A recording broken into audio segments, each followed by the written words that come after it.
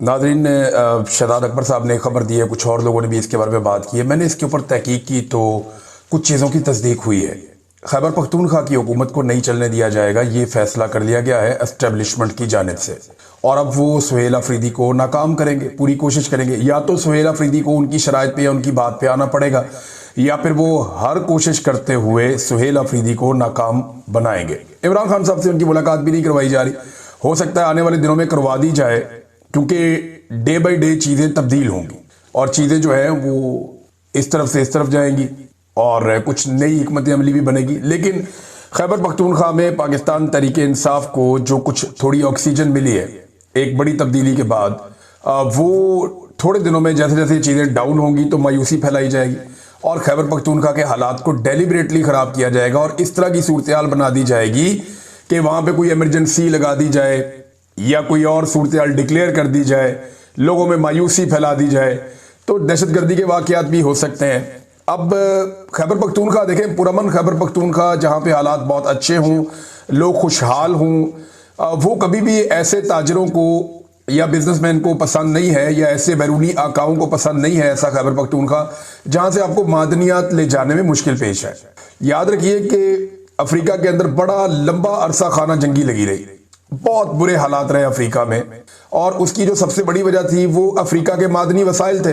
जब तक जो दीगर मगरबी ममालिक हैं वो अफ्रीका से मादनियात उठाते रहे, तब तक कभी अफ्रीका में अमन नहीं हो सका। अफ्रीका के मुख्तलिफ कबीले, गिरोह, लोग, मुल्क आपस में लड़ते ही रहे और एक खाना जंगी वहां पे लगा कर रखी गई। मेरे कुछ बड़े करीबी लोग हैं, वो कॉन्गो में रहे जहां पे सोना निकाला जाता था, तो वो ये बताते थे कि हर 100 किलोमीटर के बाद एक नया सिस्टम शुरू हो जाता था और एक खाना जंगी लगी हुई थी वहां पे और बहुत बुरे हालात थे वहां पे। लेकिन जो भी वहां पे मगरबी लोग आते थे उनको कोई नहीं छेड़ता था, वो हर एरिया से बड़ा स्मूथली गुजर जाते थे।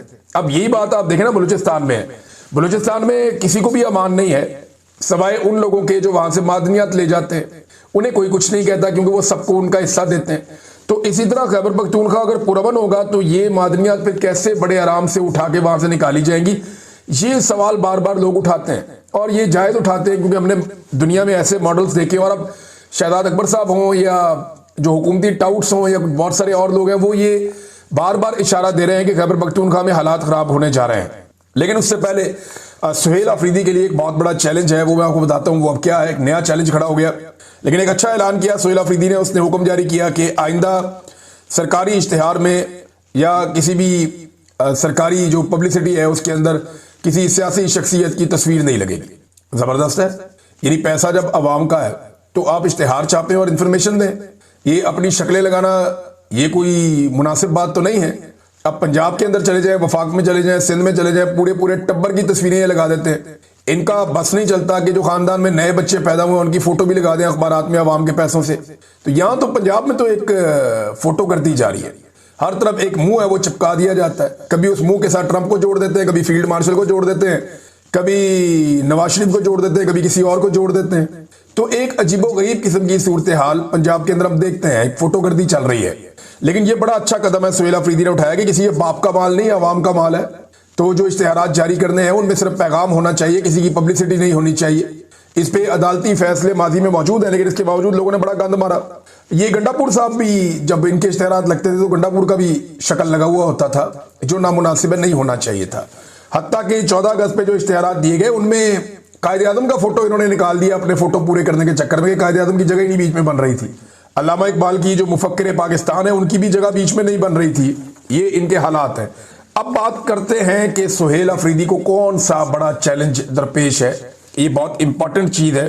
इमरान खान साहब को कैद तन्हाई में डाल दिया गया। अब उनकी मुलाकातें कोई नहीं होनी, क्योंकि मुलाकात वाला दिन था, पता चला फिर नहीं मिलने दिया। 7 महीने हो गए इमरान खान साहब की मुलाकातों पर पाबंदी है। अब आप कहेंगे ये जो इमरान खान की बातें बाहर आ रही हैं या जो लोग मिलते हैं वो कैसे, तो वो इमरान खान साहब के ऊपर जेल में एक ट्रायल किया जा रहा है और उस ट्रायल को कानूनी तौर पे ये बाउंड है कि उस ट्रायल के अंदर कोई ना कोई जर्नलिस्ट, वकला या इमरान खान साहब की फैमिली का कोई मेंबर उसको उस ट्रायल के दौरान मौजूद होना चाहिए और जो उसके साथ दीगर मुजरिम है उनको भी वहां मौजूद होना चाहिए। तो ये ट्रायल जो है इस दौरान में मौका मिल जाता है इमरान खान साहब की बात सुनने का, बात करने का या उनका पैगाम बाहर आने का। ये तोशाखाना 2 का ट्रायल चल रहा है। अब तोशा खाना का जो 2 का ट्रायल है उसमें फैसला देने की बजाय उसको लंबा लटका दिया गया, अगली तारीख डाल दी गई 29 अक्टूबर की। वजह क्या है ये जरा समझिए आप। तोशा खाना 2 के ट्रायल के अंदर कुछ गवाहान जो हैं वो झूठे साबित हो गए अदालत में। जब गवाह झूठा साबित हो जाए ना, और ये वो मेन गवाहान है जिनकी गवाही के ऊपर ये केस खड़ा था, अब जब वो गवाह झूठे साबित हो गए ना, तो मुसीबत ये पड़ गई कि केस को इमरान खान के खिलाफ कैसे ले जाएं। फैसला देना तो कोई मसला नहीं है, फैसला तो लिखा लिखा है, आ जाएगा, वो जज पढ़ देगा वहां बैठ के, सजा भी हो जाएगी इमरान खान को। लेकिन पूरी दुनिया में पाकिस्तान का पहले ही मजाक उड़ा हुआ है, और इमरान खान साहब के हर मुकदमे का जो फैसला है वो इमरान खान साहब की पार्टी उठाती है और आलमी फोरम्स के ऊपर भी ले जाती है कि जनाब ये भी पढ़ दें, ये इमरान खान के खिलाफ फैसला आया और ये गवाहों की हालत है। तो पाकिस्तान की अदलिया का मजाक बन रहा है, नंबर 1। नंबर 2, ये फैसला किसी भी बड़ी अदालत में टिकेगा नहीं। अव्वल तो बड़ी अदालत में इस्लामाबाद हाई कोर्ट में इस वक्त जस्टिस सरफराज डोगर बैठे हैं। जब से वो आए इमरान खान साहब के लिए इंसाफ नापैद हो गया, उन्हें तो इंसाफ अब मिल ही नहीं रहा इमरान खान साहब को, क्योंकि जस्टिस डोगर साहब आकर बैठ गए। उनको लाहौर से लाया ही इस काम के लिए गया था 15वें नंबर से उठा के कि इनको ले जाओ, ले जाके इस्लामाबाद हाई कोर्ट का चीफ जस्टिस बना दो, जो इनको कहेंगे वो करेंगे, और वो कर भी रहे हैं। इमरान खान साहब का केस वो लगने ही नहीं देते, लेकिन इसके बावजूद जब भी केस लगेगा झूठे गवाहान की बुनियाद पे केस ठहर नहीं पाएगा, ये बेड़ा गर्क हो जाएगा। और वक्त जब बदलता है तो फिर पाकिस्तान तहरीक इंसाफ को मौका मिलेगा, वो जुडिशरी की इन कार्रवाइयों के खिलाफ अपील में भी जाएंगे और हालात तब्दील भी होंगे। तो अब एक ऐसे केस में जहां पे गवाही झूठे साबित हो गए, इमरान खान के खिलाफ फैसला कैसे सुनाए, ये सवाल भी खड़ा है। तो इसलिए एक लंबी तारीख दे दी गई, और इस वक्त इमरान खान साहब को खामोश रखना भी मकसूद है, क्योंकि आर्मी चीफ की एक्सटेंशन का टाइम भी बहुत करीब है। और ऐसे में इमरान खान साहब वो वाहिद आदमी हैं जो आर्मी चीफ पर खुलकर तनकीद करते हैं। लिहाजा अगर इमरान खान ने आर्मी चीफ पर खुलकर तनकीद की और आर्मी चीफ की जो एक्सटेंशन है उसके लिए कोई रुकावट बनी, तो ये प्रॉब्लम है ना। लिहाजा उन्हें खामोश करके कैद तन्हाई में डाल दिया गया। अब सुहेल अफरीदी और पाकिस्तान तहरीक इंसाफ की क़यादत की ये बड़ी रिस्पॉन्सिबिलिटी है। एक तो इमरान खान साहब की बहनों ने कहा कि अदालत पे दबाव डालें आप लोग सब, पाकिस्तान तहरीक इंसाफ को, उनकी लीडरशिप को, उनके MPs MNA को, सबको निकल कर आना चाहिए और अदालत के ऊपर दबाव डालना चाहिए, रोला शोला डालना चाहिए कि भाई इमरान खान का केस सुने, आप क्यों नहीं सुनते, लगाएं केस। आप इतने केसेस सुनते हैं, बहुत गैर जरूरी केसेस भी सुनते हैं, तो पाकिस्तान का सबसे बड़ा लीडर है, सारी कौम उसकी तरफ देख रही है, आप उसका केस ही नहीं लगा रहे, आप केस लगाएं, उसका केस सुने। अब ये जो रोला है वो पढ़ना चाहिए, और इसमें सुहेल अफरीदी का किरदार बड़ा इंपॉर्टेंट होगा। वो इमरान खान से मिलना चाहते हैं, इसके लिए खैबर पख्तूनख्वा असेंबली के अंदर करारदाद भी पास हो गई। वो इमरान खान साहब से मिलना चाहते हैं, इसके लिए उन्होंने जस्टिस याह्या अफरीदी से भी राब्ता कर लिया। वो इमरान खान साहब से मिलना चाहते हैं, इसके लिए उन्होंने इस्लामाबाद हाई कोर्ट में दरखास्त भी दायर कर दी, उस पर एतराज़ात लगे, वो एतराज़ात भी दूर हो गए। लेकिन सुहेल अफरीदी की अभी तक इमरान खान साहब से मुलाकात नहीं हो पाई, और ना ही वो मुलाकात तय हो पाई है। वज़ीर आज़म को भी उन्होंने कहा जी मेरी मुलाकात करवाएं, तो वज़ीर आज़म ने बेबसी का इजहार करते हुए कहा जी मैं पूछ कर बताता हूं, और तब से लेकर अब तक वज़ीर आज़म ने पूछ कर कुछ भी नहीं बताया। लिहाजा इमरान खान साहब को कैद तन्हाई में डाला हुआ है, और 7 माह हो गए उनकी मुलाकातें वैसे ही बंद हैं। ये तो सिर्फ केस की सूरत में हो जाती हैं। अब सवाल ये पैदा होता है कि क्या इस पहले इम्तिहान में सुहेल अफरीदी साहब कामयाब होते हैं कि इमरान खान साहब की कैद तन्हाई कम से कम खत्म की जाए, रिहाई तो बड़ी दूर की बात है। नाज़रीन, एक और खबर है, 9 दिन हो गए हैं, अभी तक साद रिजवी और अनस रिजवी का कुछ पता नहीं है। 9 दिन पहले मुरीदके से ये दोनों भाई गायब हुए थे, इनके साथ इनके और भी लीडरशिप के लोग मौजूद थे, और बड़ा रोला पड़ गया था कि ये गए कहां पे। पहले पता चला कि जनाब इनको अगवा कर लिया एजेंसियों ने, सबसे पहले तो ये गिरफ्तार हो गए, बाद में चला कि जी इनको एजेंसियों ने अगवा कर लिया, फिर बताया गया जी एक भाई जख्मी है, फिर बताया गया जी दोनों भाई जख्मी हैं, फिर ऐसी अफवाह फैली कि कोई एक इनमें से भाई जो है वो मर गया है। तो इस किस्म की चीजें जो है वो बार बार फैलाई गई और ये चीजें कही गई। जो एनी शाहिदीन है उन्होंने भी बताया कि एक को तो हमने जख्मी देखा है, और साद रिजवी के बारे में कुछ लोग कह रहे थे कि उनको जख्मी देखा है। लेकिन फिर जो हुकूमत के करीबी लोग हैं या वो जर्नलिस्ट जिन्हें इतला मिल जाती है एजेंसियों से भी, और उनका ये दावा सामने आया कि ये एजेंसियों की हिरासत में। मेरी अपनी दानिश में जो मेरा अपना एनालिसिस है वो यही कहता है कि चौथी सबसे ज्यादा वोट लेने वाली पार्टी है। अब इसकी लीडरशिप ऐसे तो नहीं छुपी रह सकती, वो तो गिरफ्तारी दे देनी चाहिए उनको। तो ऐसा नहीं है कि वो कहीं बाहर फिर रहे हैं, ऐसा जरूर है कि वो इस वक्त हसास इदारों की हिरासत में है, और जख्मी है या ठीक है इसके बारे में कुछ पता नहीं। लेकिन बाहर के जो मामलात हैं, हसास इदारे जब तक उन मामलात को कंट्रोल नहीं कर देते तब तक इन भाइयों को मंजरे आम पर नहीं लाया जा सकता या इन्हें सामने नहीं लाया जा सकता। और अगर इनमें से किसी एक को कुछ हो गया है, जिसके बारे में खबरें चलती चलती रही हैं, तो फिर सूरत हाल बिल्कुल मुख्तलिफ होगी। लेकिन मुझे नहीं लगता जितने दिन गुजर गए हैं इतने दिन तक हुकूमत रिस्क ले नहीं सकती है ये एजेंसियों की हिरासत में। जब तक बाहर पूरा कंट्रोल नहीं हो जाएगा पूरी पार्टी पे, पूरे निजाम पे, हर चीज पे, तब तक इनको नहीं छोड़ा जाएगा और उनको अंदर तोड़ के छोड़ा जाएगा कि ये कोई ना कोई कंप्रोमाइज कर ले। मैं क्योंकि रहा हूं ना एजेंसियों की तहवील में, तो मुझे पता है कि वो आपको तोड़ते हैं, वो आपको कमजोर करते हैं और फिर आपको कहते हैं ये मान लो, ये मान लो, ये मान लो। तो जब इंसान मान लेता है तो फिर उसके बाद वो फिर कैलकुलेट करते हैं कि अब क्या करना है, क्या नहीं करना। लिहाजा मुझे लगता है कि उनको तोड़ने की कोशिश की जाएगी। और ये जो एक खबर चलवाई गई थी बाकायदा देकर, देखिए मैं ज़िया तनूली साहब एक जर्नलिस्ट हैं, सीनियर जर्नलिस्ट हैं, और उनकी खबरें ऐसे बाउंस नहीं हो सकती।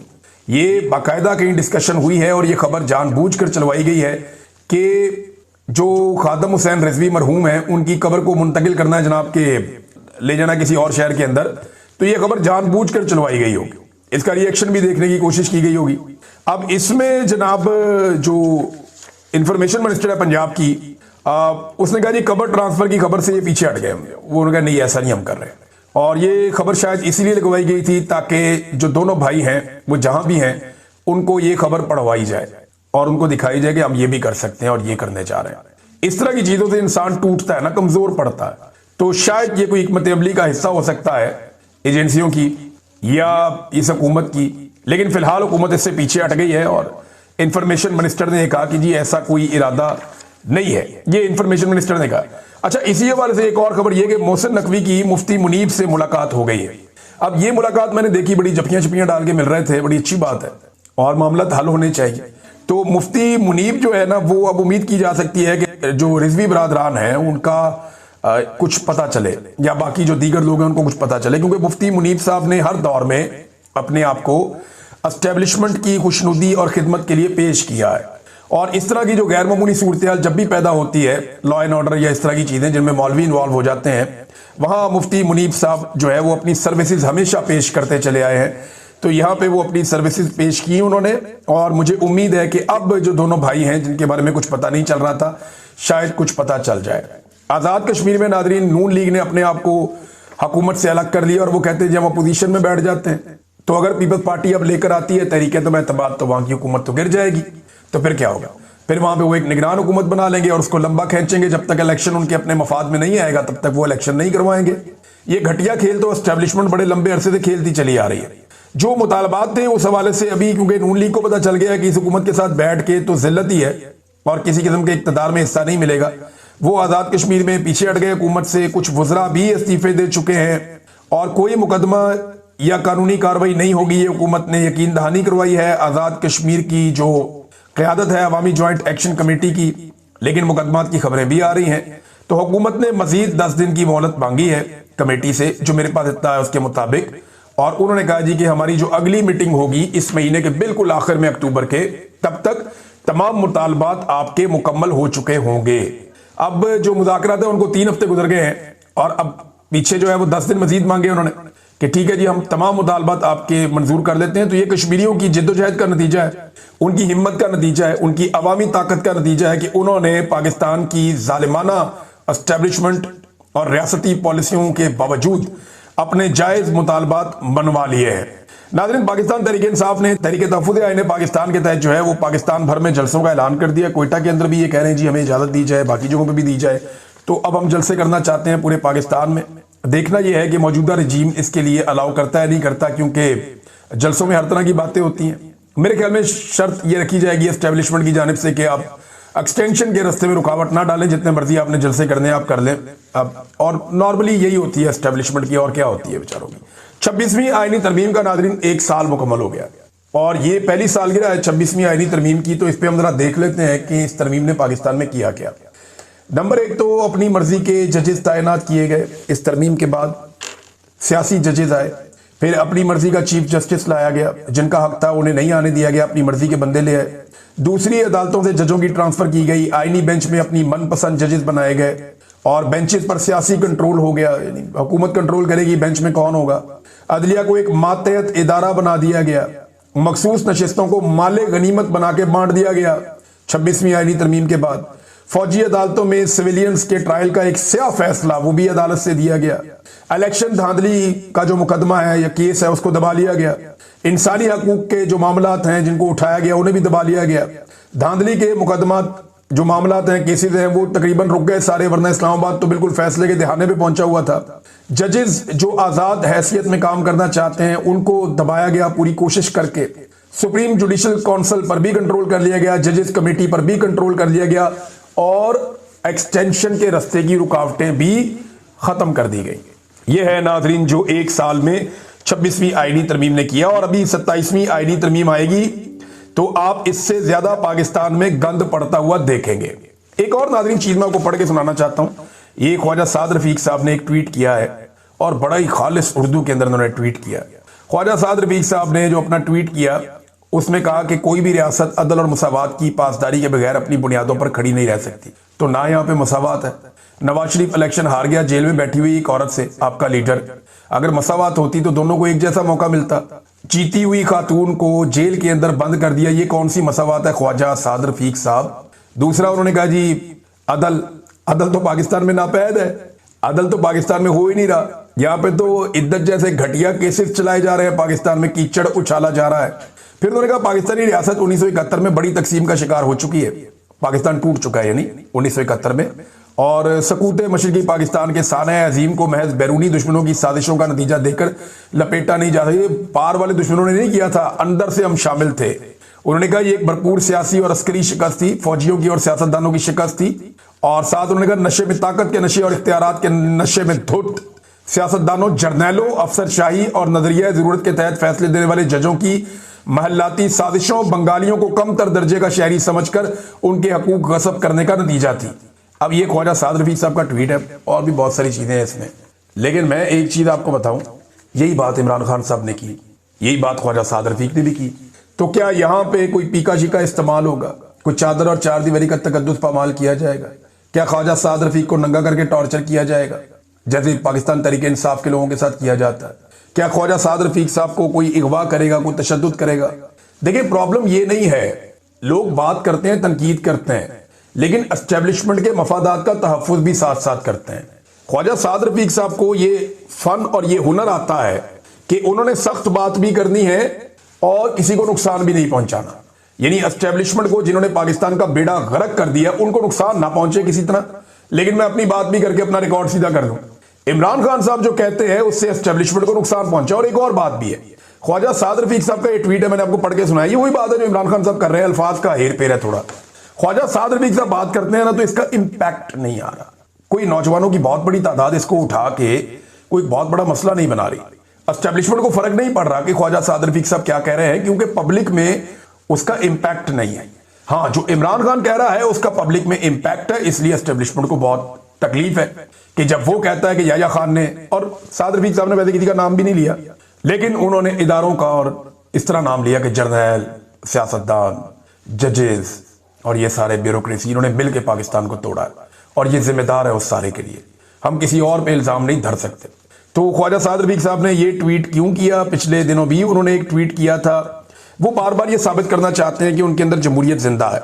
लेकिन ख्वाजा साहब अगर आपके अंदर जमहूरियत जिंदा है तो आपकी सारी की सारी लीडरशिप जो है वो धांधली करके इलेक्शन में आई है।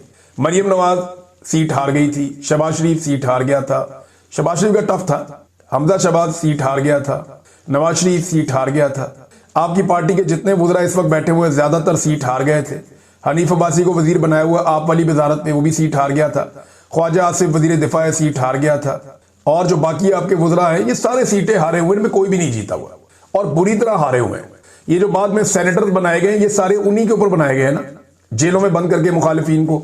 तो साद रफीक साहब ये नहीं हो सकता कि आप दोनों तरफ हुसैन और यजीद दोनों के साथ एक साथ आप खड़े हो जाएं।